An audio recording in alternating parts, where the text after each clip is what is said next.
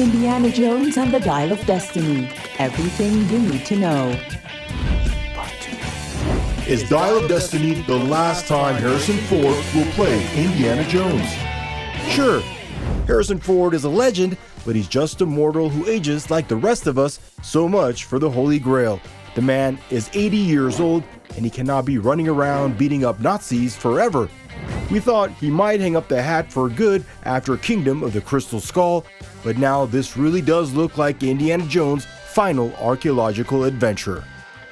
Speaking to Total Film in April of 2023, Ford said, "This is the final film in the series, and this is the last time I'll play the character. I anticipate it will be the last time that he appears in a film."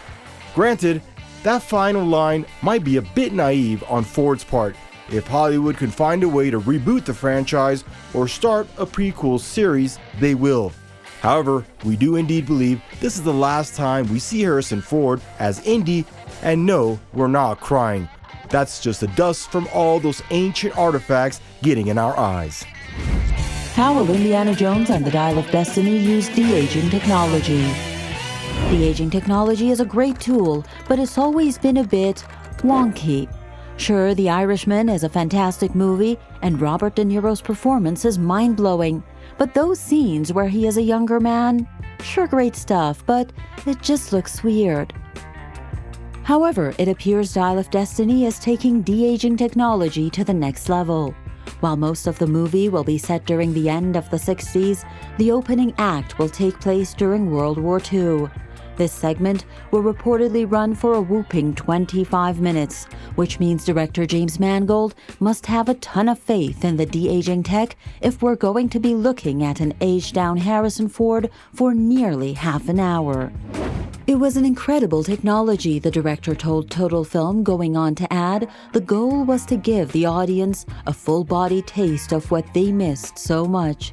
From the clips we've seen of the opening action sequence, Ford looks pretty fantastic. Better than even the highlight examples of de-aging, such as Sean Young in Blade Runner 2049 or Kurt Russell in the Guardians of the Galaxy Volume 2. And evidently, that jump from the 1940s to the 1960s is going to be key to the story. We're hopping from an era when it was clear who the bad guys were to an era where everything is more complicated.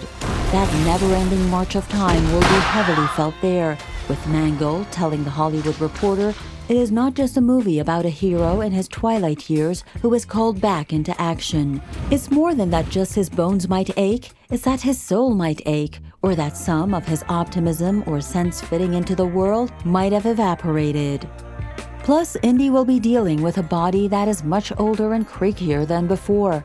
Slugging bad guys in the face isn't going to be as easy as it once was, with Mangold saying the de-aging sequence reminds the audience of the contrast between a hero in his physical prime and a hero at 70. We're not relying solely on the audience's memory of the previous films. It reminds everyone what he's done, what he's survived, and what he's accomplished. By showing him in his most hardy and then finding him at 70 in New York City, it produces for the audience a kind of wonderful whiplash of how they're going to have to readjust and retool their brains for this guy. Where to watch the previous Indiana Jones movies. Indiana Jones and Dial of Destiny will most likely serve as a final adventure for Harrison Ford. It's also bringing back Sala from the first and third films, and who knows what other references and secret characters from the past might appear. Now, if you want to brush up on your Indiana Jones knowledge, or perhaps just celebrate his long, exciting career, now would be a great time to check out the other installments in the series.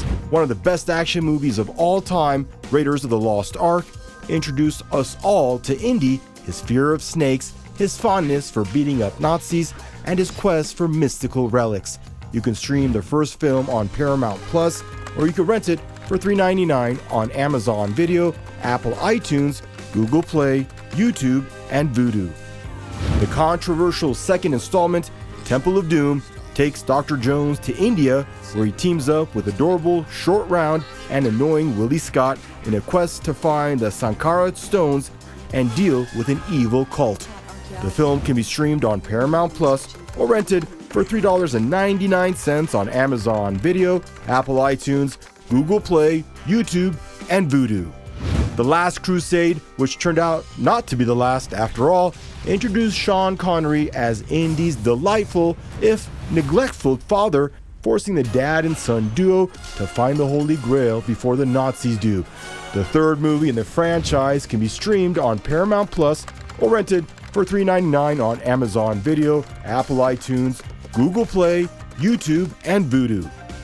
Lastly, Kingdom of the Crystal Skull might not be a fan favorite, but it definitely has enough charm and fun indie moments to deserve a watch. The fourth movie can be streamed on Paramount Plus or rented for $3.99 on Apple iTunes, Amazon Video, Google Play, YouTube, and Vudu. Where was Indiana Jones and the Dial of Destiny filmed? As early as 2018, Indiana Jones and the Dial of Destiny committed to an international landscape in filming Indy's final adventure. Though Kingdom of the Crystal Skull was largely shot in the United States, James Mangold's installment switched things up. According to Deadline, principal photography began in the United Kingdom back in 2021. Filming at Pinewood Studios, Bamburgh Castle, and other locations around London. The Yorkshire Post likewise reported that the production had set up near Grosmont in the North Yorkshire area. Eventually, filming moved to Scotland, where a motorcycle chase was shot in a small village in the Scottish Highlands. Later, the production transformed downtown Glasgow into 1960s New York City, as seen in the film's trailer. Other filming locations included Sicily, namely a few caves and national parks, such as the Ear of Dionysus, and eventually Fez, Morocco, where filming concluded in early 2022. With so many different global locations, it seems like Indiana Jones and the Dial of Destiny will follow suit from previous outings, with Indiana Jones traversing the globe in search of mythical treasure. Though we don't know exactly what the Dial of Destiny is, it seems to have an interesting history that will no doubt reveal itself via Indy's latest location scouts. What a way for Harrison Ford to retire his most famous character by likewise traveling the world.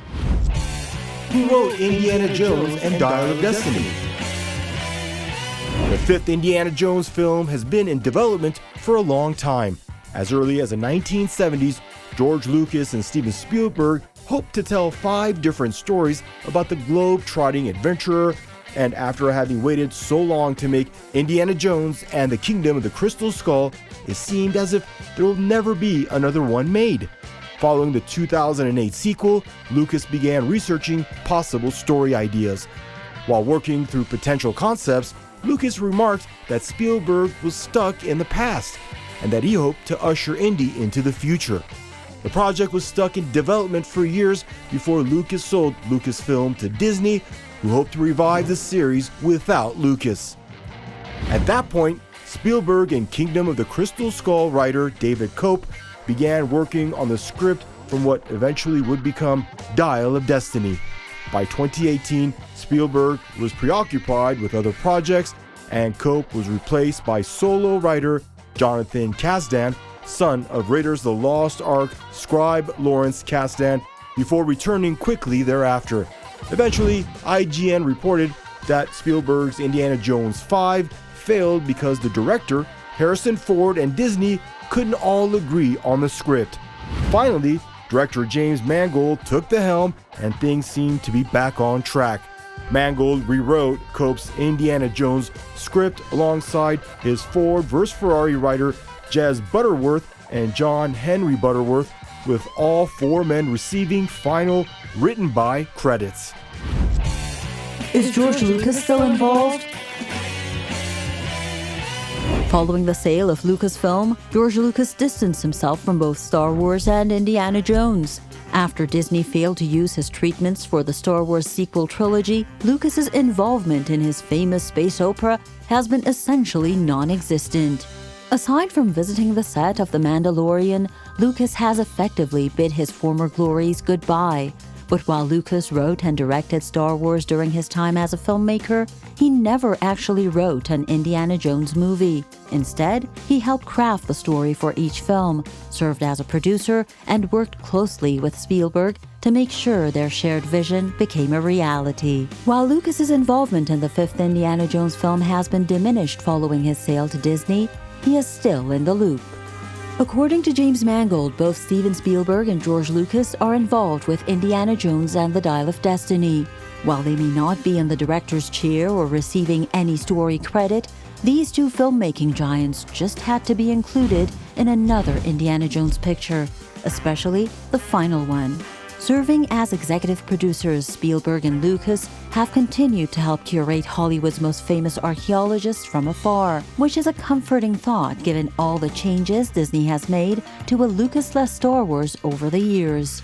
If they trust Mangold to deliver a killer Indiana Jones picture, then none of us should be worried about whatever Disney befalls our fedora sporting hero.